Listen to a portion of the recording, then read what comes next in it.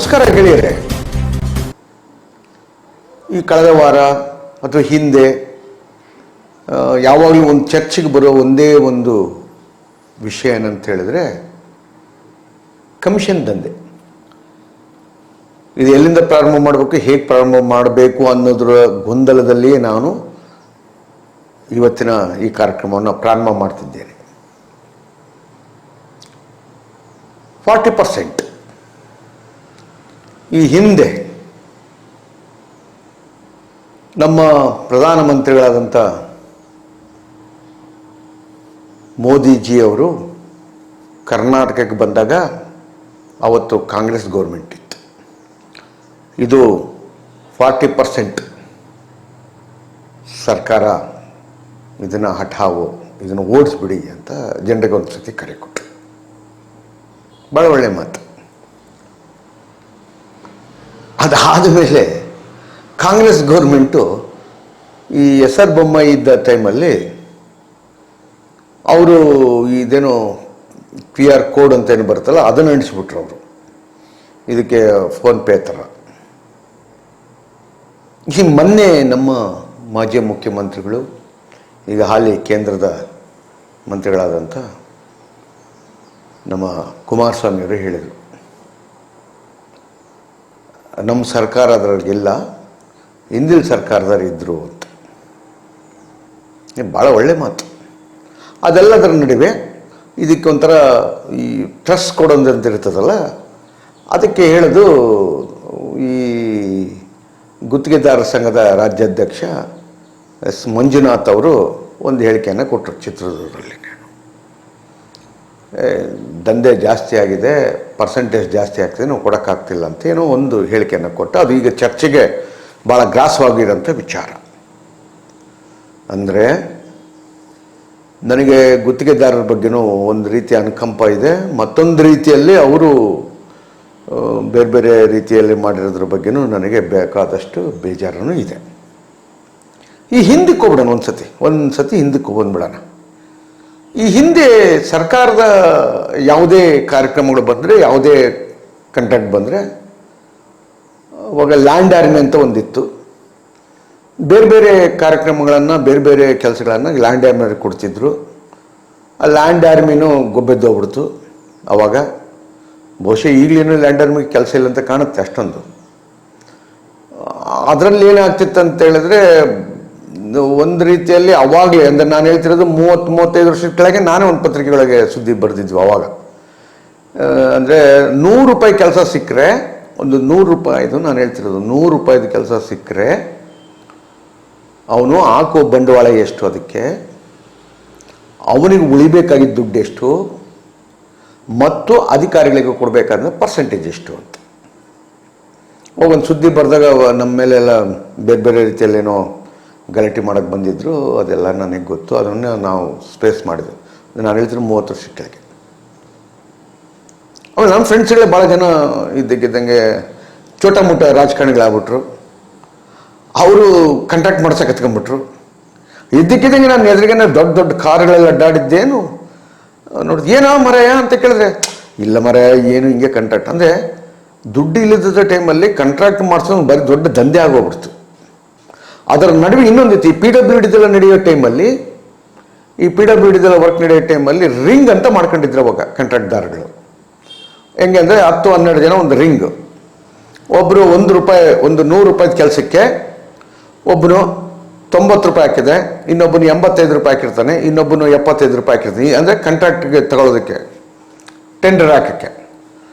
ಅದೇನಾಗದೆ ಅಂತ ಹೇಳಿದ್ರೆ, ಜಾಸ್ತಿ ಕಾಂಟ್ರಾಕ್ಟ್ದಾರ ಯಾರು ಇರ್ತಾನೆ ಅವನು ಈ ಸಣ್ಣ ಪುಟ್ಟ ಇವ್ರಿಗೆಲ್ಲರಿಗೂ ಕಾಸು ಕೊಟ್ಬಿಟ್ಟು ಪರ್ಸೆಂಟೇಜ್ 1 ಪೈಸೆ 2 ಪೈಸೆನಷ್ಟು ಕೊಟ್ಟು ಅವನು ಅದನ್ನು ಕಾಂಟ್ರಾಕ್ಟ್ ಮಾಡಿಸ್ಕೊಳ್ತಾನೆ. ಈಗ ಉದಾಹರಣೆಗೆ ಹೇಳಬೇಕು ಅಂತ ಹೇಳಿದ್ರೆ, ನೀವು ಯಾವುದೇ ಸರ್ಕಾರಿ ಕಾರ್ಯಕ್ರಮಗಳಲ್ಲಿ ನೋಡಿ, ಸರ್ಕಾರದ ಯಾವುದೇ ಕೆಲಸಗಳನ್ನು ತೆಗೆದುಕೊಳ್ಳ್ರಿ, 3 ಬಿಲ್ ಕೊಡಬೇಕಾಗತ್ತೆ. 3 ವಿವಿಧ ರೀತಿಯ ಬಿಲ್ಗಳನ್ನು ಸಬ್ಮಿಟ್ ಮಾಡ್ತಾನೆ. ಯಾವನು ಒರಿಜಿನಲ್ ಕೆಲಸ ಮಾಡೋನಿರ್ತಾನೋ ಅವನು ಇವರೆಲ್ಲರಿಗಿಂತಲೂ ಕಡಿಮೆ ಹಾಕಿರ್ತಾನೆ ರೇಟ್. ಇದು ನನಗೆ ಗೊತ್ತಿರೋಂಥದ್ದು. ನಾವು ಪತ್ರಿಕೆಗಳಿದ್ದು ಕೆಲಸ ಮಾಡಿ ನಮಗೆಲ್ಲ ಅಭ್ಯಾಸ ಗೊತ್ತಿರೋದು ಏನಂತ ಹೇಳಿದ್ರೆ, ಇಂಥವೆಲ್ಲ ದಂಧೆ ನಡೀತಿದ್ದೇವೆ ಅಂತ. ಸರಿ, ಅದು ಒಂದು ಕಡೆಗೆ ಇರಲಿ. ಅದರಲ್ಲೂ ಮಾರ್ಚ್ ತಿಂಗಳು ಬಂದ್ಬಿಟ್ರೆ ಈ PWD ಕತೆ ಹೆಂಗಿತ್ತು ಅಂತ ಹೇಳಿದ್ರೆ ರಾತ್ರಿ 12 ಗಂಟೆ ತನಕ ಬಿಲ್ ಎರಿತಿದ್ರು. ರಾತ್ರಿ 12 ಗಂಟೆ ತನಕ ಬಿಲ್ ಎರೆದಿರೋದನ್ನು ನಾನು ನೋಡಿದ್ದೀನಿ.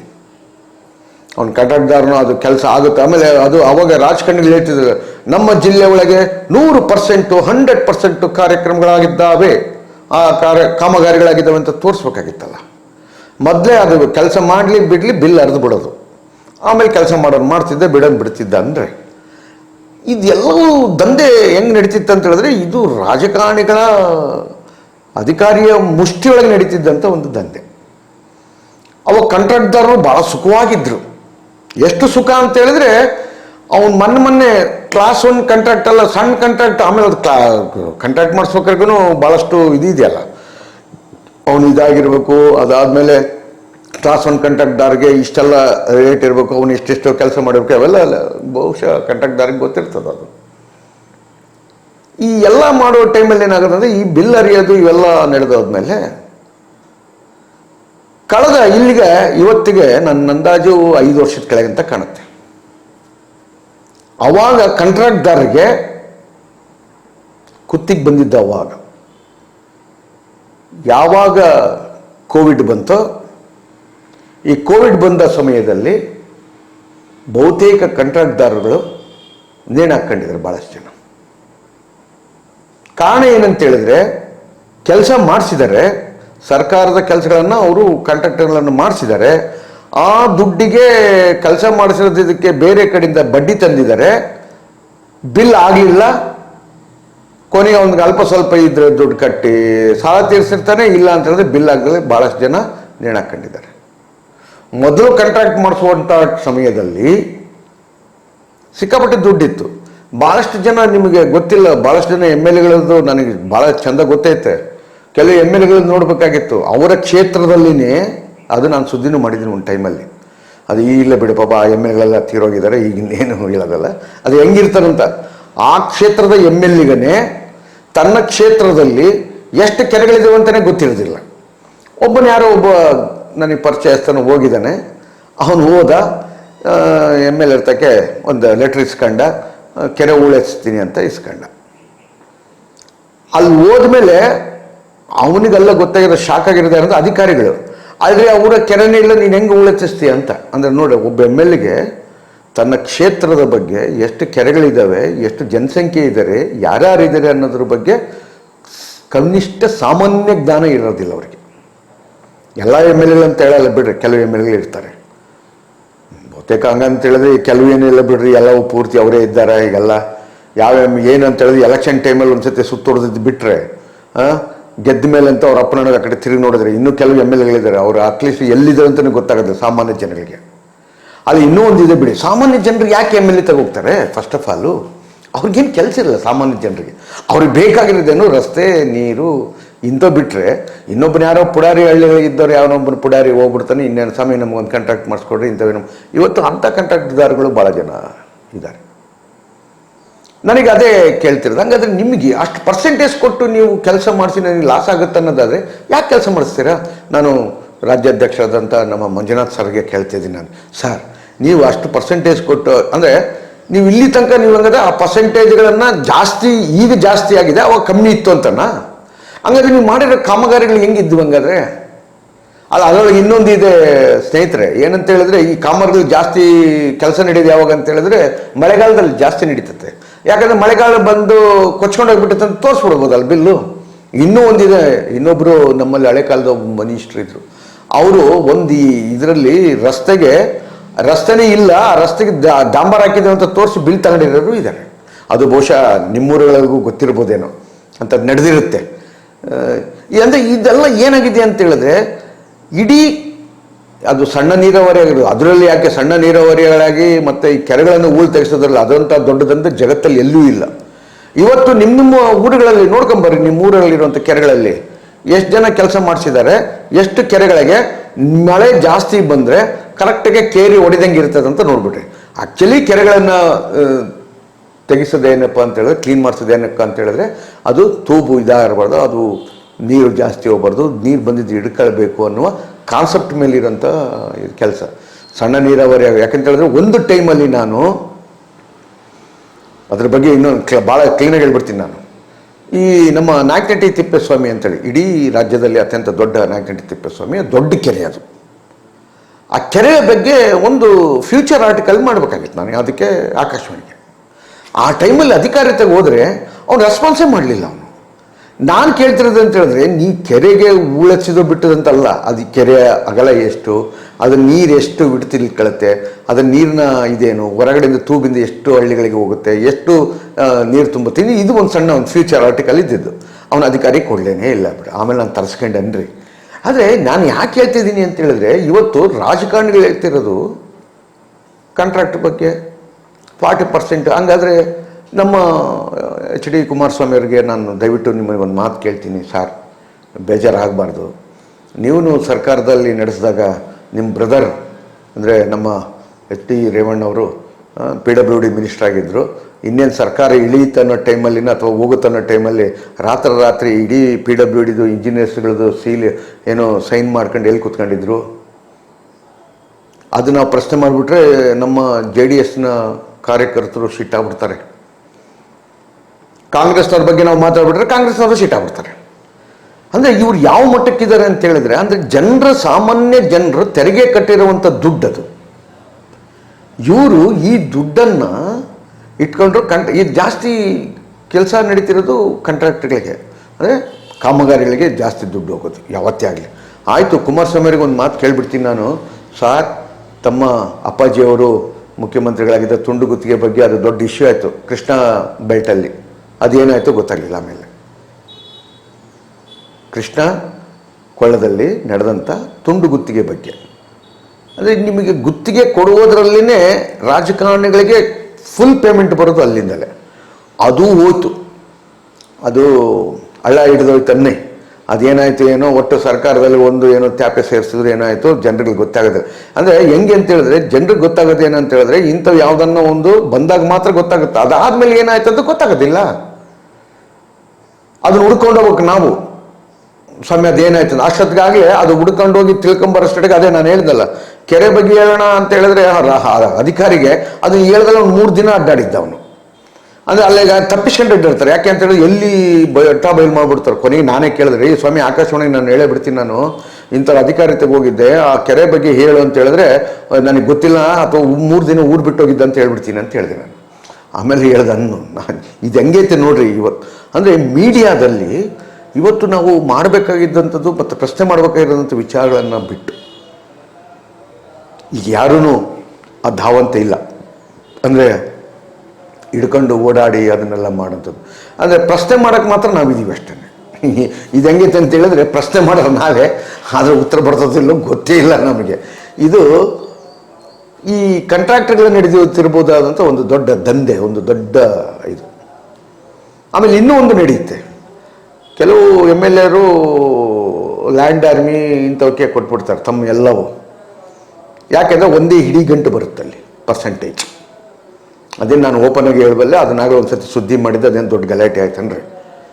ಅಂದರೆ ನಾನು ಹೇಳೋದೇನಂತ ಹೇಳಿದ್ರೆ, ಈ ಮಾಮೂಲು ಕಾಂಟ್ರಾಕ್ಟ್ದಾರ ಈಗ ಬಹುತೇಕ ನೀವು ರಾಜಕಾರಣಿಗಳ ಹಿಂದೆ ಓಡಾಡೋರು ಯಾರು ಹೇಳ್ರಿ? ಸುಮ್ಕೆ ನೀವು ಪಾಡಿ ನೀವು ಒಂದು ಸತಿ ಚೆಕ್ ಮಾಡ್ಕೊಳ್ರಿ. ಅಂದರೆ ಚೆಕ್ ಅಂತ ಹೇಳಿದ್ರೆ ಮಾನಸಿಕವಾಗಿ ಒಂದು ಸತಿ ಪ್ರಶ್ನೆ ಮಾಡ್ಕೊಂತ, ಮಾನಸಿಕ ಅಲ್ಲ ಸಾರಿ, ಒಂದು ಯಾರು ಅಡ್ಡಾಡ್ತಾರೆ ಅಂತ ನೋಡ್ರಿ. ಕಾಂಟ್ರಾಕ್ಟ್ದಾರರು ಜಾಸ್ತಿ ಅಡ್ಡಾಡ್ತಾರೆ, ಟ್ರಾನ್ಸ್ಫರ್ ದಂಧೆ ಮಾಡೋರು ಅಡ್ಡಾಡ್ತಾರೆ. ಇವತ್ತು ನೋಡಿದ್ರೆ ಎಲ್ಲ ಕಡೆಗಿರೋದು ಆಫೀಸ್ ಒಳಗೆ ಅವರ ಸಂಬಂಧಿಕರು, ಅವರ ನೆಂಟರಿಷ್ಟರು, ಅವರ ಕಡೆಯೇ ಇರ್ತಾರೆ. ಅದು ದಂಧೆ ಹೆಂಗೆ ಮಾಡ್ತಾರೆ? ಅದೇ ನಾವು ಪಾಪ ರಾಜಕಾರಣದ ಬಗ್ಗೆ ನಾವು ಭಯಂಗಿಲ್ಲ ಬಿಡಿ. ಪಾಪ ಒಬ್ಬ MLA ಆಗ್ಬೇಕಾದ್ರೆ ಎಷ್ಟು ಕೋಟಿ ಖರ್ಚು ಮಾಡುತ್ತಾನೆ ಅನ್ನೋದ್ರ ಬಗ್ಗೆ ನಾವು ಅದು ನೋಡ್ಬೇಕು. ಅಂದರೆ ನೀವು ಹೇಳ್ತೀರಾ, ಏನು ಸರ್ ನೀವು ಈ ತೊಟ್ಲನ್ನು ತೂಗ್ತೀರಾ ಮತ್ತು ಮಗುನಿಗೆ ಚಿವುಡ್ತೀರಾ ಅಂತ ಹೇಳ್ತೀರ. ಅಲ್ಲ, ನಾನು ಯಾಕೆ ಹೇಳ್ತಿದ್ದೀನಿ ಅಂತ ಹೇಳಿದ್ರೆ, ಫಸ್ಟ್ ಆಫ್ ಆಲ್ ಈ ರಾಜಕಾರಣಿಗಳನ್ನು ಮತ್ತು ಈ ಕಾಂಟ್ರಾಕ್ಟ್ ಮಾಡೋದ್ರ ಬಗ್ಗೆನೂ ಭಾಳಷ್ಟು ಗುಮಾನಿ ಇಟ್ಕೋಬೇಕು ನಾವು. ಅಂದರೆ ನಮಗೆ ಪ್ರಶ್ನೆ ಮಾಡೋ ಶಕ್ತಿ ಇಲ್ಲ.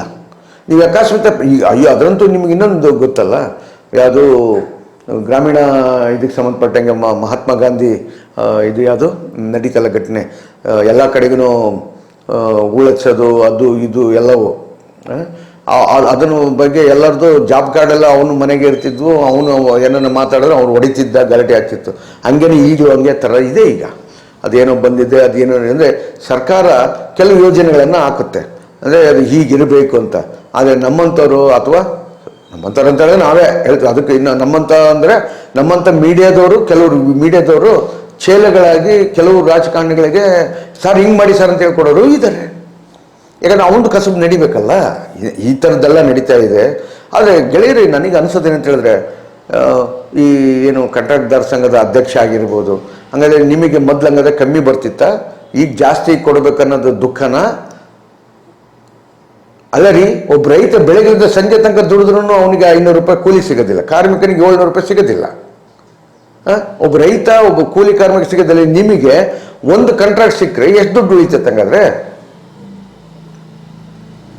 ಪರ್ಸೆಂಟೇಜ್ ಕಮ್ಮಿ ಆಯಿತು ಅನ್ನೋ ಕಾರಣಕ್ಕೇನೆ, ನಿಮಗೆ ದುಡಿಮೆ ಕಡಿಮೆ ಆಯಿತು ಅನ್ನೋ ಕಾರಣಕ್ಕೇನೆ ಈ ರಾಜಕಾರಣಿಗಳ ಬಗ್ಗೆ ಬಟ್ ಮಾಡಿಸ್ತಿದ್ರೆ, ಇಲ್ಲಿ ನೋಡಿ ಸರ್ ಹಿಂಗೆ ಆಗ್ತಿದೆ ಅಂತ. ಅಂದರೆ ನಿಮಗೆ ಇನ್ನೂ ಸಿಕ್ಕಿದ್ರೆ ಇನ್ನೂ ಏನಾಗ್ತಿದ್ರಿ ಹೇಳ್ರಿ ನೋಡೋಣ. ಅಂದರೆ ದಯವಿಟ್ಟು ಸರ್, ನೀವು ಈಗ ನಮ್ಮ ತಿಪ್ಪೇಸ್ವಾಮಿ ಇದೆ, ಯಾರು ನಾಯಕನಹಳ್ಳಿ ತಿಪ್ಪೇಸ್ವಾಮಿ ಅವ್ರದ್ದು, ಹೌದು, ಮಾಡಿದವರಿಗೆ ನೀಡಿ ಭಿಕ್ಷೆ ಅಂತ. ನೀನು ಎಷ್ಟು ಮಾಡ್ತೀಯ ಅಷ್ಟು ಭಿಕ್ಷೆ ಸಿಗುತ್ತೆ, ಇಲ್ಲ ಅಂತಲ್ಲ. ಅದನ್ನು ಜನರನ್ನು ತುಳಿದು ಇನ್ನೊಬ್ಬ ಅಕಸ್ಮಾತ್ ನಾವೇನಾದ್ರು ಪ್ರಶ್ನೆ ಮಾಡಿದ್ರೆ, ಈಗ ನಮ್ಮ ಮುಂದೆನೇ ಯಾರನ್ನೊಬ್ಬನ ಕರ್ಕೊಂಬಂದು ಗಲಾಟೆ ಮಾಡಿಸೋ ಮಟ್ಟಕ್ಕೆ ಈ ಕಾಂಟ್ರಾಕ್ಟ್ದಾರಗಳಿದ್ದಾರೆ ಈಗ.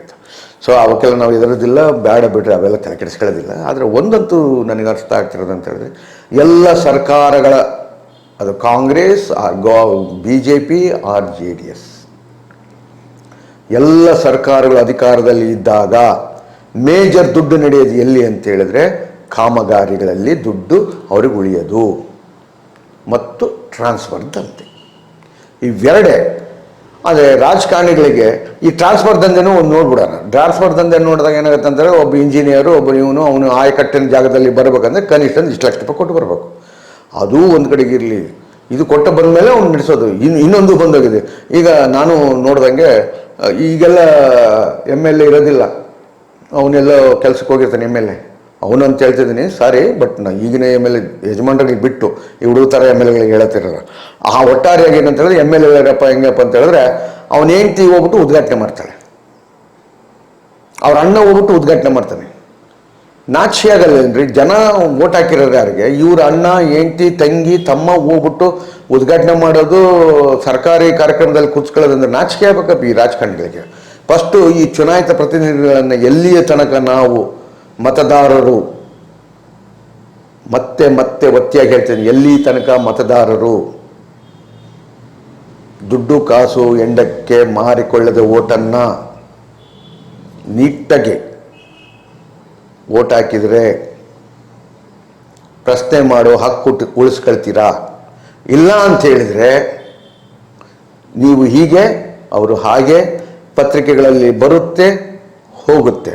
ಆದರೆ ಇವೆಲ್ಲದಕ್ಕಿಂತನೂ ಭಾಳ ಇಂಪಾರ್ಟೆಂಟ್ ಏನಂತ ಹೇಳಿದ್ರೆ, ನಮ್ಮ ಮತದಾರರಲ್ಲಿ ಕೇಳ್ಕೊಳ್ಳೋದು ಮತ್ತು ಈ ರಾಜಕಾರಣಿಗಳಲ್ಲಿ ಕೇಳೋದೇನಂತ ಹೇಳಿದ್ರೆ, ಈ ಕಾಂಟ್ರಾಕ್ಟ್ದಾರಗಳು, ಈ ರಾಜಕಾರಣಿಗಳು ರೀ, ಇಡೀ ದೇಶನಲ್ಲಿ ಲೂಟಿ ಮಾಡೋಕ್ಕೆ ನಿಂತಿದ್ದಾರಲ್ರಿ ಇವರು. ಈ ರಾಜಕಾರಣಿಗಳು ಏನೋ ಪ್ರಶ್ನೆ ಐತೇನ್ರಿ? ಆಯಿತು, ಇವತ್ತು ತೆಗೆದು ಬಿಡೋಣ, ಯಾವ್ಯಾವ ಮುಖ್ಯಮಂತ್ರಿಗಳು ಟೈಮಲ್ಲಿ ಯಾರ್ಯಾರ ಮನೆಗಳಿಗೆ ಎಷ್ಟೆಷ್ಟಿದೆ, ಎಷ್ಟು ಕೋಟಿ ಇತ್ತು, ಅವ್ರು ರಾಜಕಾರಣಿಗೆ ಬರ್ಬೇಕಾದ್ರೆ, ರಾಜಕಾರಣಿಗೆ ಬಂದಮೇಲೆ ಎಷ್ಟು ಕೋಟಿ ಆಯ್ತು ಅನ್ನೋದು ಪ್ರಶ್ನೆ ಮಾಡಿರಿ, ಚರ್ಚೆ ಮಾಡಿರಿ. ಅಂದರೆ ನಮ್ಮ ರೈತರು ಏನು ಮಾಡ್ತಾರೆ ಅಂದರೆ, ಹಳ್ಳಿ ಕಟ್ಟೆ ಮೇಲೆ ಕುತ್ಕೊಂಡು ಅವನು ಹಂಗೆ ದುಡ್ದಂತ ಕಾಣಲೆ, ಹಿಂಗೆ ದುಡ್ದಂತ ಕಾಣಲೆ ಅಂತ ಹೇಳೋದಷ್ಟೇ ಕೆಲಸ ಇರ್ತದೆ. ಅವನ ಬೆಳಗ್ಗೆ ಬರ್ತದೆ ಹಿಂಗೆ ಪಂಚೆ ಕೆಳಗೆ ಬಿಟ್ಟು ಟವಲಿ ಹಿಂಗೆ. ಯಾವತ್ತು ನಮ್ಮ ರೈತ, ನಮ್ಮ ಕಾರ್ಮಿಕ, ಯಾವುದೇ ರಾಜಕಾರಣಿ ಬಂದಾಗ ಅವನ ವ್ಯಕ್ತಿತ್ವಕ್ಕೆ ಬೆಲೆ ಕೊಟ್ಟು ನೀವು ಮೇಗಲ ಕಟ್ಟಿರ್ಬೋದಾದಂಥ ಟವಲ್ ತೆಗೆದು ಪಂಚೆ ಎಳೆಬಿಡ್ರಿ. ಈ ಸುಮ್ಕೆ ಬಂದ ಅವನು ಬರ್ತಿದ್ದಂಗೆ ಪಂಚೆ ಎಳೆಬಿಟ್ಟು ಟವಲ್ ಕಿತ್ತು ಹಿಂಗೆ ಹತ್ಕೊಂಡು ಕುತ್ಕೊಳ್ಳೋದು ಬಿಡ್ರಿ ಅಂತ ಹೇಳ್ತಾ, ಮುಂದೆ ಮತ್ತೊಂದು ವಿಚಾರಗಳ ಬಗ್ಗೆ ಬರ್ತಾ ಇದ್ದೀನಿ. ನಮಸ್ಕಾರ, ಶರಣಾರ್ಥಿ.